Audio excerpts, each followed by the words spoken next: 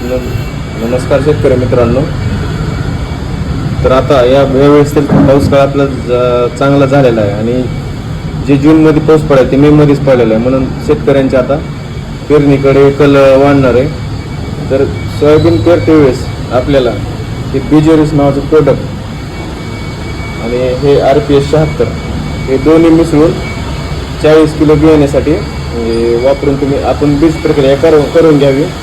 यानं काय होणार आहे की तुमचं जे पीक आहे ती एक 99% उगवण क्षमता होणार आहे. जी मर लागणार ती मर लागणार नाही आणि जे गोगलगाईचं प्रमाण ते जे होते त्याच्यामुळे म्हणजे पीक खराब होणार नाही, उगवण क्षमता चांगली होणार आहे आणि आपलं उत्पन्न पण वाढणार आहे. तर हे दोन्ही मिळून यांची जर बीज प्रक्रिया तुम्ही केली तर तुमचं 25 ते 30% उत्पन्न वाढणार आहे.